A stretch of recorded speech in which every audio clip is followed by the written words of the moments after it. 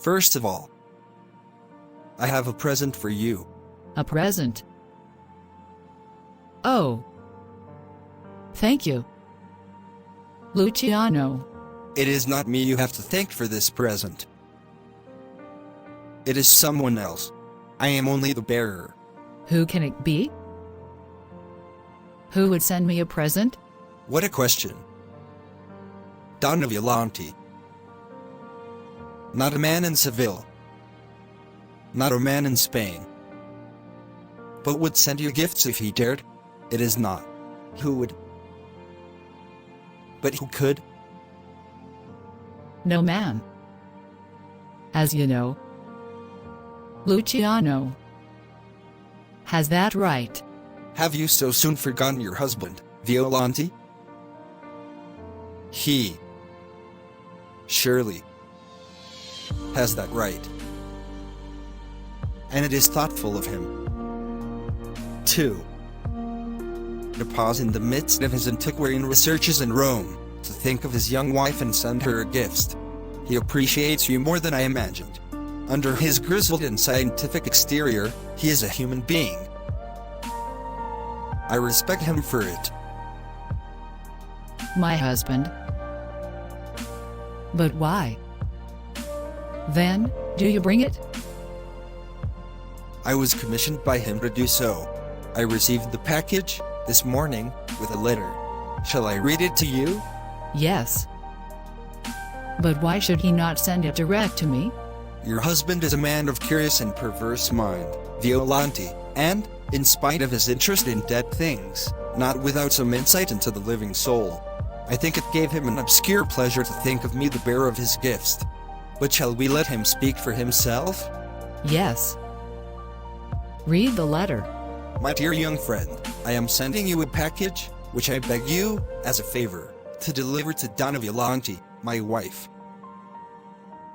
It contains a gift of an unusual sort, which you as well as she will appreciate.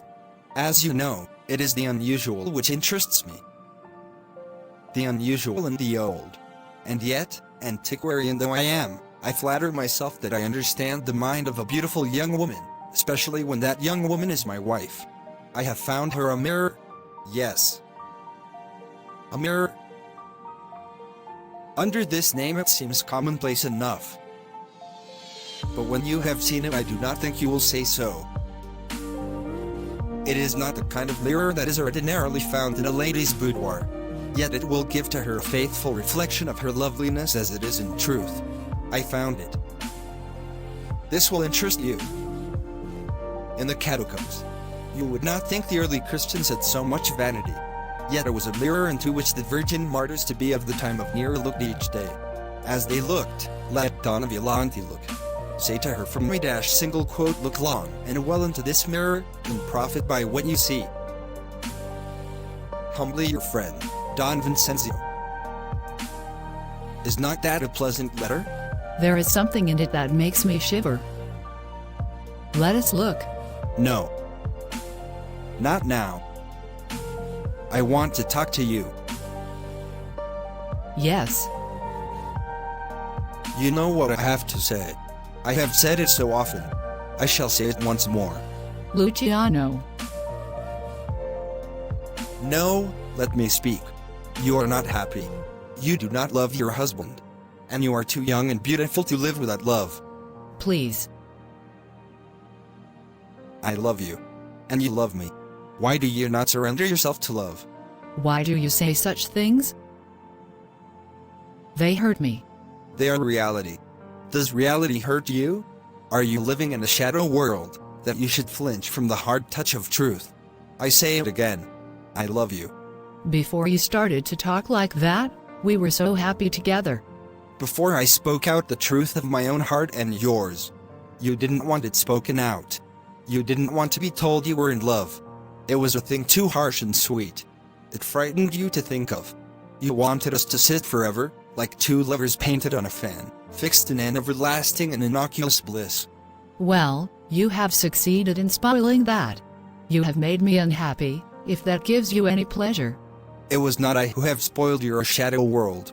It is love, coming like the dawn on wings of flame, and shattering the shadows with spears of gold. It is love that has made you unhappy. You tremble at its coming, and try to flee. But the day of love has come for you. Ah, if it had only come before. Before you married that perverse old man. If it had come while you were still a maiden, free, with a right to give yourself up to it. Ah, you would have given yourself gloriously. It is beautiful, but it is a dream, and the time calls for a deed. We love each other. We can take our happiness now. Will you do it? Will you come away with me? No. Then if you cannot take your happiness, give me mine.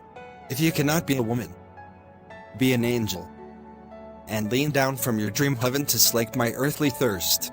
No. No. No. No. How did your lips learn to say that word so easily? They are not made to say such a word.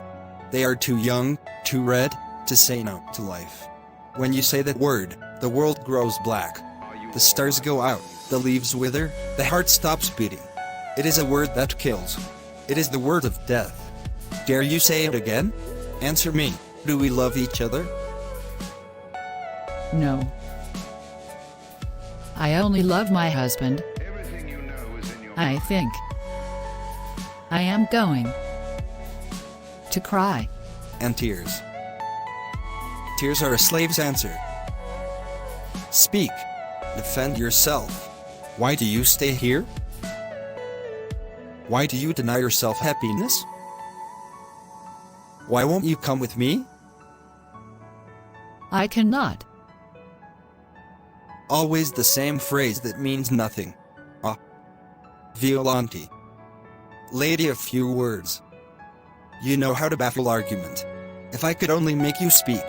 If I could only see what the thoughts are that darken your will. Don't. By God.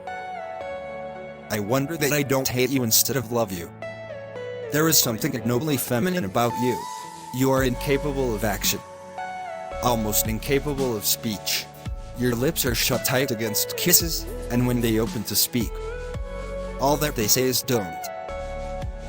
What do you expect to gain by scolding me? I gain the satisfaction of telling you the truth. That you have the most cowardly soul that was ever belied by a glorious body. Who would think to look at you that you were afraid? It's no use bullying me. I know that. Violante. It's the poorest way to woo a woman. But I have tried every other way. I have pleaded. And been answered with silence. I have wooed you with caresses. And been answered with tears. I am sorry. Luciano. I want you to be glad. I am glad. Glad of you. In spite of everything. Gladness is something fiercer than that. You are too tame. Oh. If I could reach and rouse your soul. It is impossible. No. It isn't impossible. But I'll tell you what is impossible. This. For me to go on loving you and despising you. I came here today to make one last appeal to you. I don't mean it as a threat. But I am going away tonight forever. With you, or without you. You must decide. Rising, but I don't want you to go, Luciano. You will miss me. I know. But don't think too much of that. You will find a new friend. If you decide against me. And I must decide now? Yes. Now. But how can I? Oh, Luciano. I know it is hard. But I will not make it harder. Violante, I have sought to appeal to your emotion when my appeal to your will was in vain. But tonight I will leave you to make your own decision. You must come to me freely or not at all. There must be no regrets. I cannot do it. If you say that when I return I will accept it as a final answer, I am going out on the balcony. For a long minute. And while I am gone you must decide what to do. Will you? Yes. And if while I am gone you wish to recall my arguments to your mind, look in your mirror there. Your beauty will plead for me. As Don Vincenzio said, look long and well into that mirror, lady, and profit by what you see. Thank you, God, for saving me from sin. Please show us right path. Let us be loyal to your husband and keep away from the devil path. If you like this story, please subscribe our channel